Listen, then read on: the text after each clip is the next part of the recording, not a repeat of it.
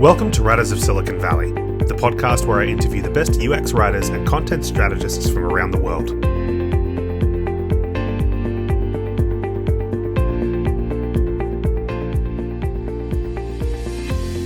Welcome everybody, thank you for listening. My name is Patrick Stafford, I'm your host, and today I have a very special episode of Writers of Silicon Valley. Today I have not one, not two, but three different guests. We're going to be talking about the Button Conference.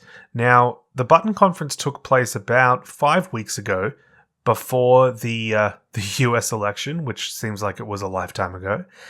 It was one of the best conference experiences I've ever had. It was amazing. Now, I had originally planned to fly to Seattle for the conference, but of course that wasn't going to happen this year. So instead, Button scrambled and they worked incredibly hard to come up with a digital conference. Now, if you've listened to the podcast, you know I had Christina Halverson on a couple of months ago talking about the Button Conference and talking about how it was going to run and the speakers they had lined up and what they were planning. And I have to say, it really surpassed all my expectations. It's so great that we now have a conference that is dedicated to product content strategy. And I learned a lot. The people I spoke to learned a lot. And if you missed out, the best part is they're actually now selling tickets to all of the on-demand talks, which is everything. So you can get all of the conference material, even if you didn't attend back in October. So I would really encourage you to go and check it out. If you haven't thought about it, today's episode is probably a good intro for you because I have three guests on the podcast today, two of whom were actually speakers at the conference. So I have Yael Ben-David, who is a senior UX writer at Fundbox. I have Vicki Siolos, who's a senior UX writer at Kickstarter. And I have Duaa Osman, who's a UX writer at Google. And we speak today about all the different talks we listened to and what we learned and just the sense of community we got from attending.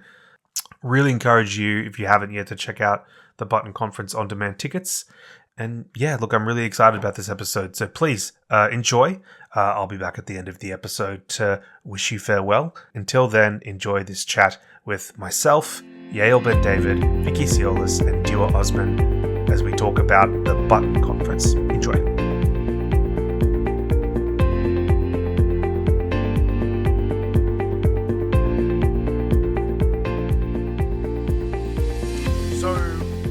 Speaking, I think 2 or 3 weeks after Button actually happened.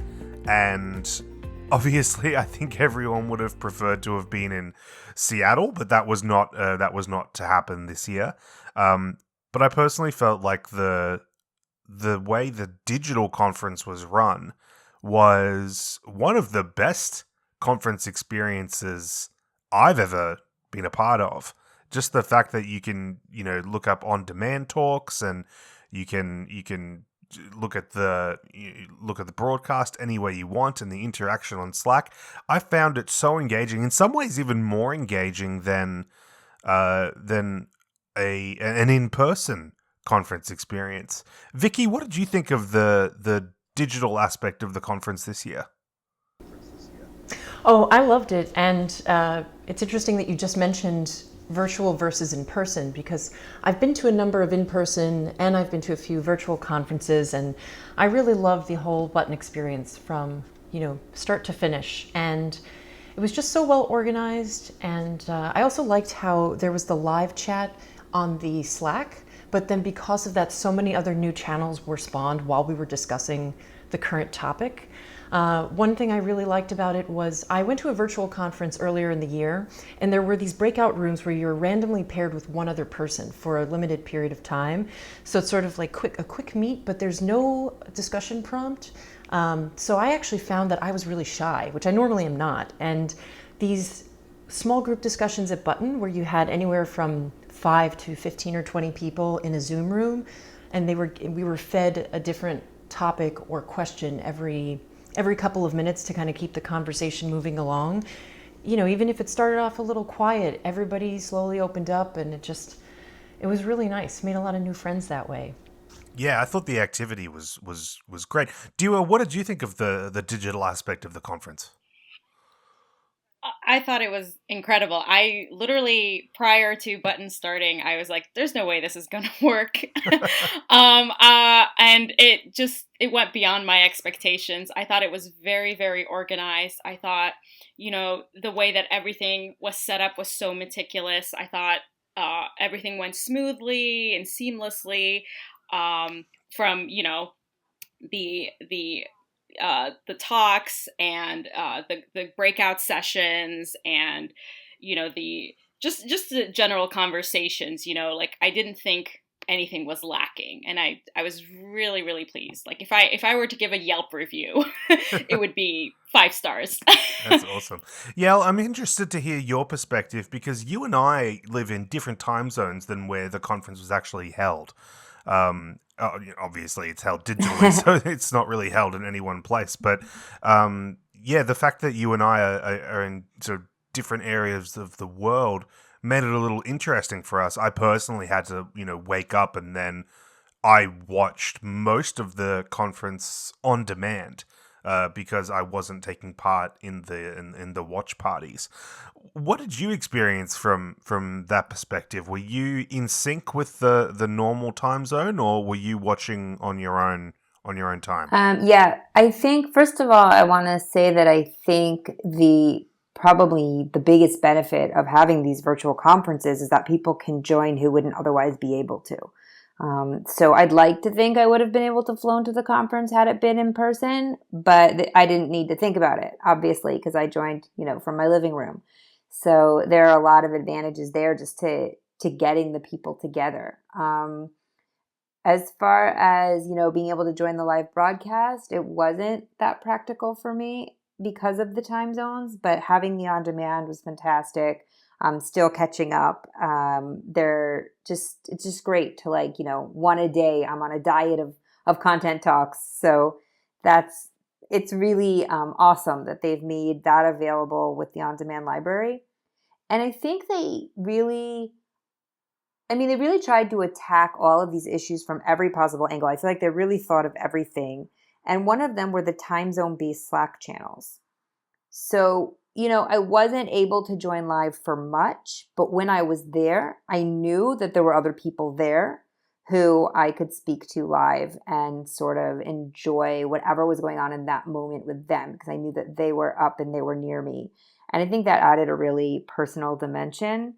I think, it's a real huge challenge. And I was really, like Vicki said, I've also been at a number of virtual conferences since this whole pandemic started. And I think this one, they just thought of everything in a way that I haven't seen any other conference really, really manage. Yeah, I think when we eventually can travel internationally again, I can't see us going back to an old school conference style only. Like I sort of see like a hybrid model happening where you can go in person if you would like, but you can also buy a digital ticket if you can't fly halfway across the world. So I hope that happens. Now, look, there were so many talks, and I've got a Word doc or a Google Doc rather, with all of the notes that I've made from all the various talks. There are just so many, and we could sit here for hours and hours and hours talking about what we learned and what we took away. But I thought it would be good to go around and just talk about the 2 or 3 talks that really stuck out to you the most and what you learned from them. Vicki, why don't we start with you? What stood out to you this conference? Oh, sure. So much of it. And I agree. There were so many incredible talks. I love the kickoff keynote, which was Chelsea Larson at Zendesk. I think it was called How to Win Over Designers and Influence Engineers, which is a huge part of my own work. And it was a perfect combination of how to be graceful and assertive while growing the value of your role within your organization. And I really liked that she had formulas, like how to have that tough talk. I think it was situation plus your need equals a shared goal. It's like, how do you even structure the approach that you're going to bring to the table when there might be a bit of a disagreement with a colleague? And it kind of, takes the emotional weirdness out of it. Don't blame them. Try painting the picture. Like, these are the real nitty-gritty things that when, Christina Halverson had kind of said to all of us, like, this is your audience. He really wants you to dig in and talk about what you do and talk about what you know. I felt like that was a great example of that. Another talk, for example, that I loved was Scott Kuby's. He has the Writing for Designers book, and he's one of my favorite speakers. And I think there's a treasure trove of great information in his talk about training other people to write, but one of the greatest call-outs was offering the tools, not rules. So, meaning you should offer templates and show people the way rather than simply saying, do this or don't do that. And I thought it tied in nicely with his jargon is jargon, not using terms that are specific to our discipline when we're talking to other folks that don't necessarily do what we do. And it made me think about how there were times a while ago at Kickstarter where I noticed folks kind of squirm when I'd mention the word microcopy, because I just use it and realize, wait, I'm the only person that really knows what this term means. So, I need to be clear about what types of copy I'm referring to when we're in a meeting or a critique. So it was also the first time I'd heard the term protocopy, which made my brain light up as well. Yeah. I'm glad you mentioned Chelsea's talk, because I thought one of the great things about hers was that you're right, she gave these little formulas for how to have those types of conversations. I've been in conversations before where a writer will try and convince an engineer or a PM to do something based on their own terms, meaning the writer's terms. And they'll say, oh, we need to do this because it's, grammatically correct or whatever. And, that argument is never going to get you that far. But, what Chelsea explained, which I thought was great, was you say, no, we should do this so that customers experience this so that we achieve, goal X, Y, Z. And if you're a person who's maybe a little bit introverted, or you're not used to working in big product teams, having that type of formula, I thought was really, really effective. What else stood out to you at the conference? Well, I was also enamored by that book club panel, the one with David Dylan Thomas, Tori, Michael, Andy, and Scott. I mean, what a super group. I personally think they've written the most crucial books around UX writing, so to hear them discuss each other's work and celebrate each other was a great experience. And I also really love the panel on design leadership, because the topics that stood out to me was when they discussed how there's a certain fork in the road that content specialists feel like, do I remain an individual contributor and do what I love doing, or do I become a manager and help others grow? And will that then take me away from writing? And the general consensus that came out of that is that it is possible to do both. And the folks who feel that they've successfully found that middle ground are really thrilled about it. So that was very inspiring to me to think about, future steps. Yeah, absolutely. What about you? What stood out to you at this conference? Well, I just thought it was amazing because, I come from a copywriting background, and so going into UX, it hasn't been the easiest transition. And so there were a lot of growing pains and a lot of frustrations, and it was really nice to just be amongst other people who had the same frustrations that I did. It's not just me.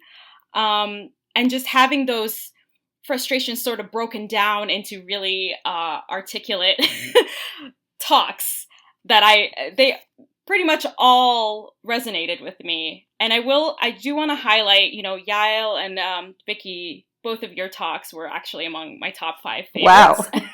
And I'm not just saying that because you're both here.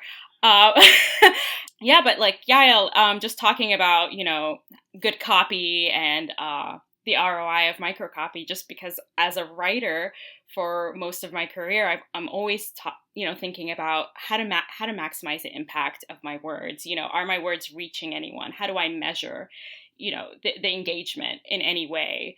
And with Vicki, just generating impact as a team of one, as someone who just constantly has felt as a one-person team in an entire team of people who I have to collaborate with. It was really, really insightful to see that, UX writers, you don't have to be alone. You don't have to work alone. You don't have to think alone. It really is a team effort, and it's really changed the way I approach everything now, in terms of UX writing, in terms of content and product writing. Yeah. I want to point out something in your talk that I thought was really great, which was that when we talk about the ROI of copy, a lot of people really only focus on sales.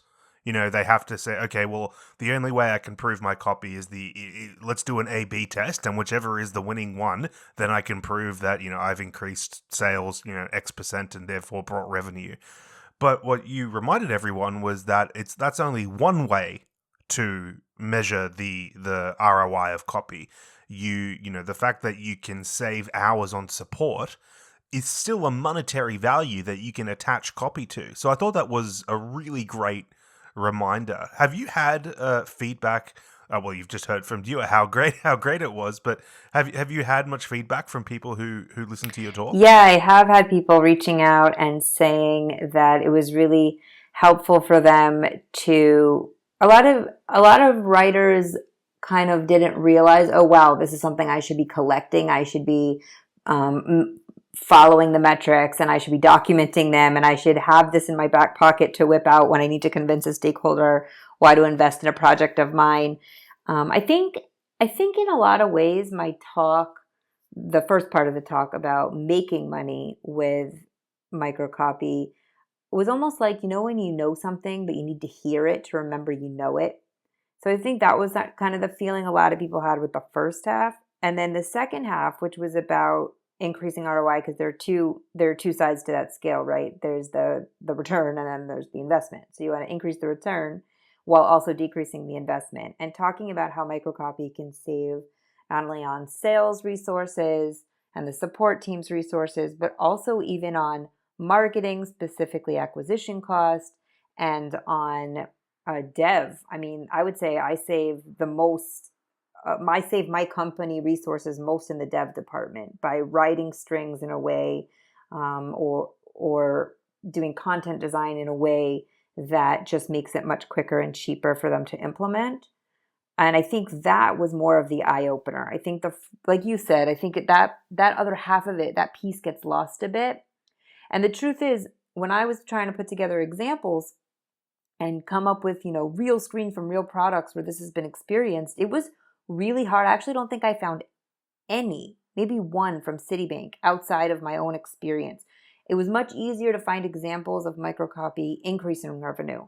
But to find saving costs, I really couldn't find much, which is why I really encouraged, in all of my talks, I always really encourage anyone listening to please start documenting their own successes and sharing them with the community, because it'll benefit all of us to have each other's concrete examples to use when making our case. This year has been a lot, but with 2021 coming around the corner, it's a really great time to sit and take stock of your career. And we think now is a really great time to invest in skills and training. So the UX Writers Collective is offering a holiday sale. We've got 20% off all of our courses this month.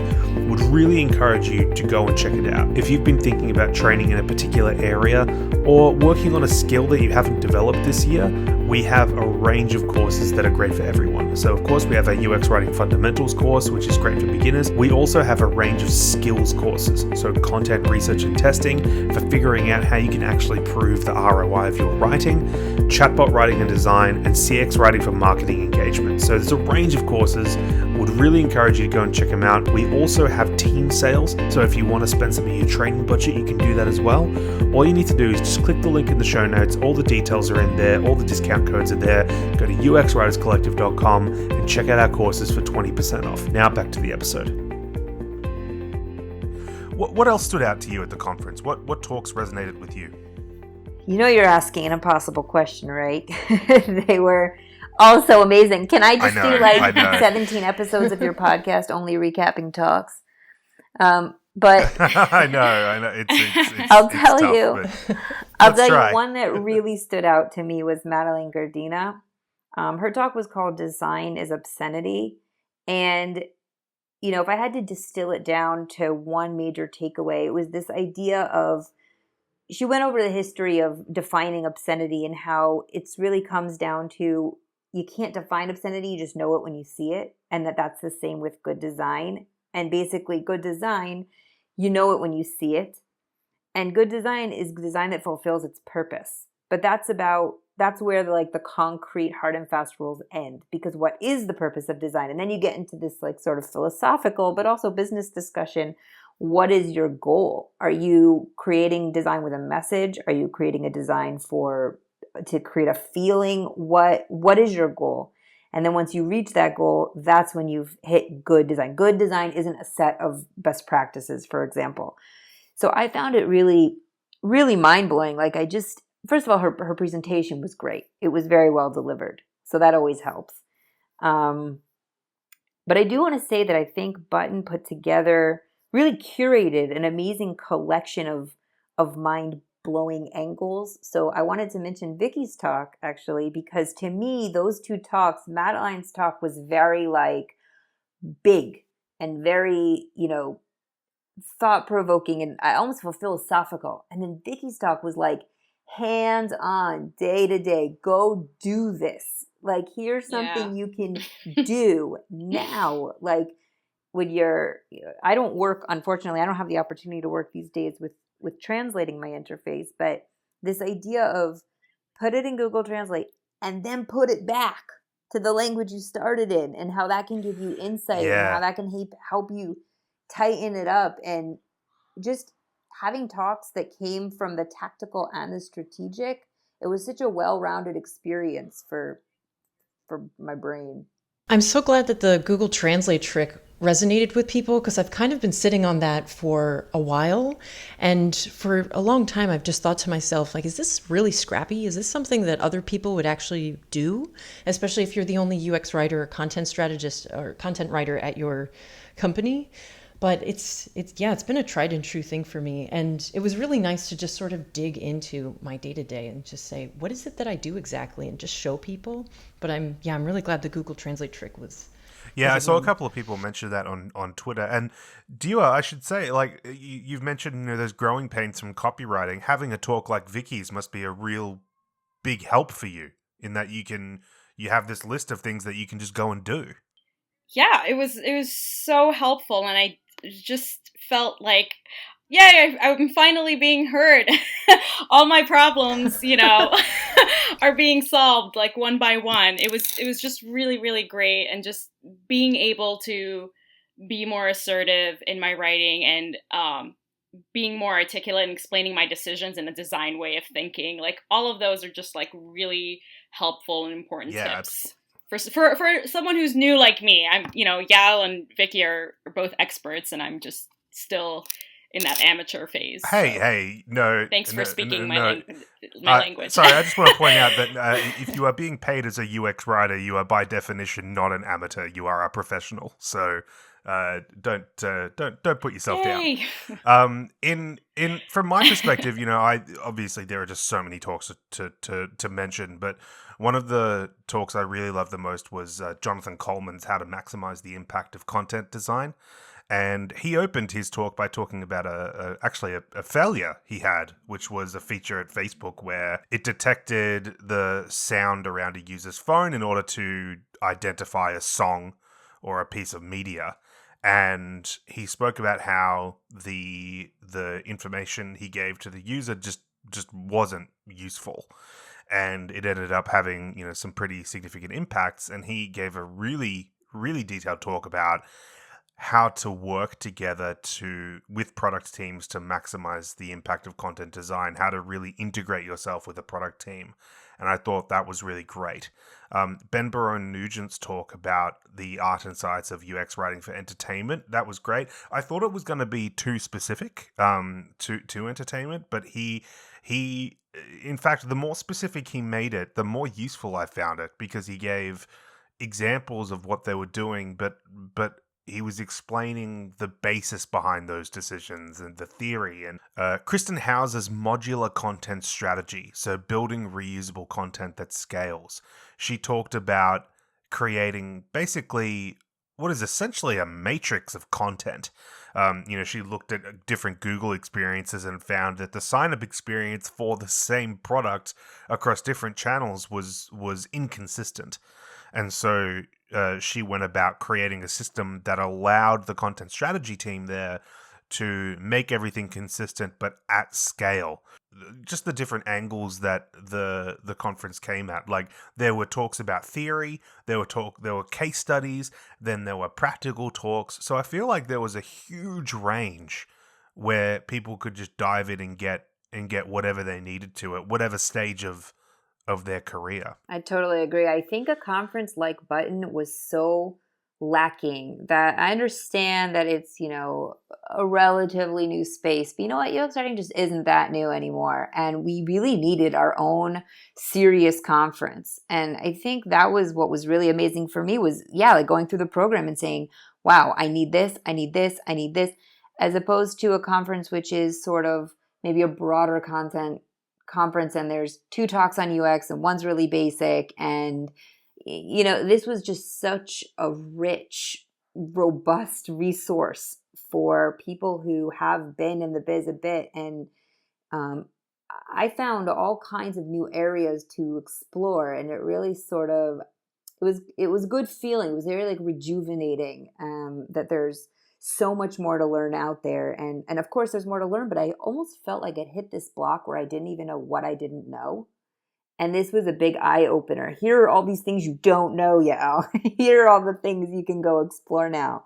So that was really fantastic for me. Yeah, and I find myself also, when I go to conferences, looking at the program thinking, yes, definitely yes. Maybe I could skip that one. And for Button, I have to see every single one. They all just kind of overlapped and tied in well with one another and complemented each other, all the talks. And also a real validation, right? I know there were a number of times I was watching a talk, particularly Kristen's, about the modular content, because we're building a similar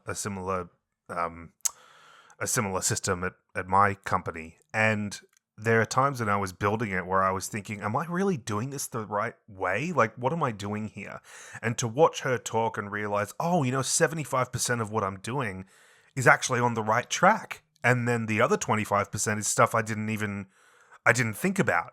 So you're completely right. It's so validating to see other people you admire or look up to saying, hey, you're actually doing things the right way, or just pointing yourself in a new direction, just like just to make sure you're aligned with the rest of the industry. And you're right. I feel like I look at, Confab's great, but Confab is, I think, is very heavily weighted towards, web content strategy. So to have a conference that's really dedicated to more product-based content strategy is, it feels like a nice home for all the, the blog posts and podcasts and discussions on Twitter that everyone has about this sort of stuff. To now have a home for it is really great. Yeah. It was equal parts validating and humbling as well, because it was, all of these things that I already knew, or this is my process, it was validated because everyone else was, sort of doing it very similarly. But then also all the things that I was very confident about, it was sort of an eye-opening experience. And, actually, you can do it this different way. You can try to think about it in this sort of way, think like a designer, less like a writer, mapping the customer journey this way, making sure your copy doesn't clash with the UI. So all of these little things I thought I was an expert in. And then the conference just sort of revealed that, there's actually always more to learn. That's great. Look, I think that's a really good summary of some of the talks we really enjoyed. I'd love to hear from each of you, just to sort of end on this. What is something that you're going to take away and use day to day? So much like Vicki's talk really focused on, what can you do every day? What is something that you heard and thought, this is perfect. I'm going to use this in my next project. Duaa, why don't we start with you? It's a very hard question because I did absorb a lot from this conference. It was really like the most educational experience of my life. I think just being able to identify the pipeline problem and, all these talks about imposter syndrome, as someone who is still, even years of being a UX writer, still suffering from imposter syndrome. I think just being able to write with more authority, being able to defend my decisions more, and figuring out ways to improve the experience always, utilizing the techniques of persuasion, knowing which emotion or logic to tap into, and, being visually creative, like developing my ideas and concepts to effectively convey a product. I think those are all things that I'm definitely not necessarily going to do differently, but definitely going to be more authoritative with and be more confident with doing. I came away from this very, awesome. very, very inspired. So, hey, that's definitely what you want. Yeah. Vicki, what about yourself? Oh, well, I was really impressed by a lot of the talks in terms of, how to move forward in day-to-day. But one of the big things I actually took away from it was about expanding headcount, because my talk was about making it work as the sole UX writer, and that's the position I've been in for a little over 2 years now. But I feel like I've been through enough that I have some solid processes to share, but I've had my mind on growing my discipline and expanding headcount at Kickstarter. And now I know that demonstrating your value is usually the first thing that's mentioned in regards to how to do this.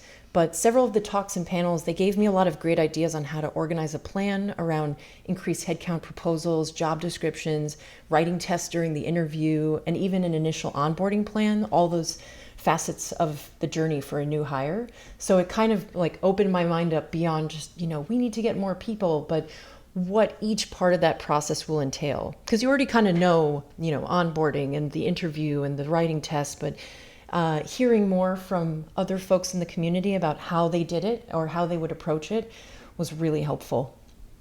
I don't think that's been talked about much, in articles and podcasts enough. Yeah, fantastic.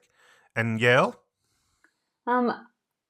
I think I'd say the number of questions that I ask and the way I ask questions. I think as user experience people, we think of ourselves as people who ask a lot of questions and who are curious about other people's perspectives and other stakeholders' needs and opinions. But, I felt like there was this theme. There were, at least 3 talks off the top of my head where they talked about posing questions. There was Meredith Arthur's where she talked about if you need to give uncomfortable pushback, like to a superior. So you can try posing it as a question, right? So instead of, I don't think we should do that because it won't hit our goal, versus, will that hit our goal if we do that, right? And obviously you have to say it genuinely so you don't sound passive aggressive. But and Vicki mentioned it as well, actually, when she talked about, instead of asking stakeholders, what do you think, asking yes or no questions to protect against, maybe their own biases and get much more productive and focused, useful feedback.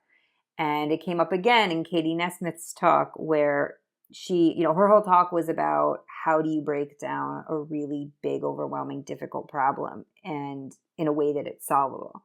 And she just kind of just summed up the whole thing and asked a question. Instead of, systems are not talking to each other, and they should. That's a huge problem that she was dealing with at NPR, and which is, obviously a huge organization.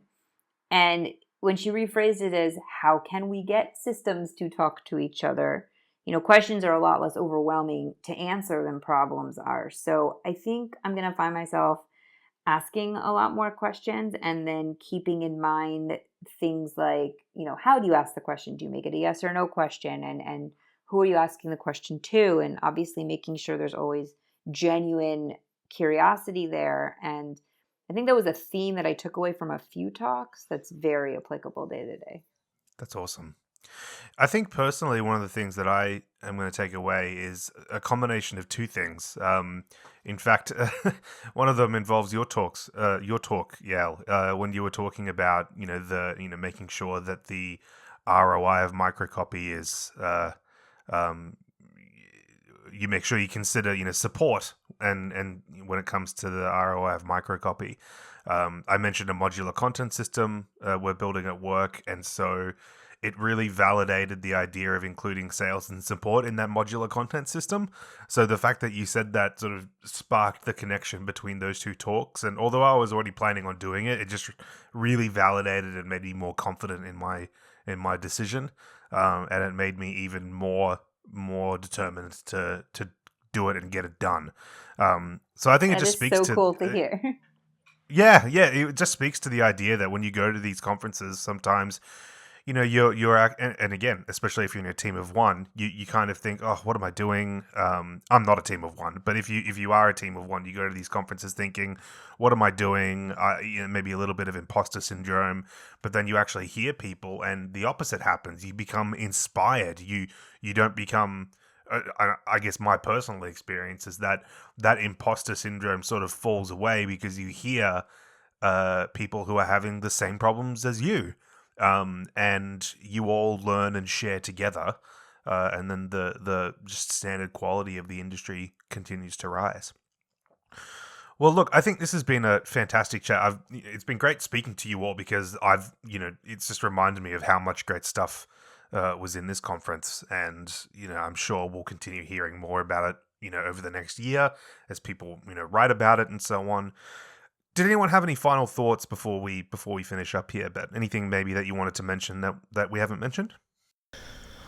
Well, I did also want to just give another shout out to the organizers, because it was, as a speaker, I was so impressed by how well done it was. Christina Halverson and Tanessa and Amy just setting everyone up for success. We had a Zoom weeks ago with all the speakers, and then another about pre-recorded talks, and then another about watch parties, and then how we would manage them, and tips on how to record our talks really well. I mean, I just felt like everything was from the beginning to end before Button even happened. It was like any question you had, and there was a specific person assigned to help you with everything, and it was really inspiring to see how well it was organized. And I also love getting button socks as well. I'm wearing mine today, actually. I totally agree about the organizers. I found myself participating in another conference, and sort of like Button had I was anchored to the Button process. And so I started looking out for, hey, when are you going to do the Zoom with the tech check? Hey, when are you going to? And I was like, we weren't going to do that. But I don't think it was just the sort of technical smoothness. It was also the vibe. I think the team running Button is just such a positive, authentic, professional crew of people that it couldn't help but trickle through everything that they did. And I think we all really benefited from that, us being the speakers and, of course, all of the attendees and all of the whole community. Yes. Can we talk about just how nice everyone was at Button? It was, not a single pretentious person in the whole bunch. And, as someone this is my very first conference, I really appreciate it. I really appreciate how humble everyone was, how, free everyone was to give their advice, their opinions, share their knowledge. It was very kind and generous, and I can't wait till next year. Yeah, I think same. Generous is the right word. The fact that people are sharing all this knowledge shows that people, they don't care about, making their own. Obviously, they do care about their careers, but they care more about the health of the industry, which is a great feeling. All right, that's awesome. Thank you all so much for jumping on and having a chat about the conference. Hopefully, we'll be able to do this again next year, maybe in person, depending on how things go. Yay! But everyone, just thank you so much, and we'll talk to you all soon. Thanks for having us. Thank you. Thank you. Hi everyone, thanks for listening to the episode today. I think that was a great one, had a really great discussion, and I really hope you enjoyed it. Only one more episode for the year. That's coming in a couple of weeks. You can contact me at patrick@uxwriterscollective.com or on LinkedIn, and I'll speak to you soon. Take care.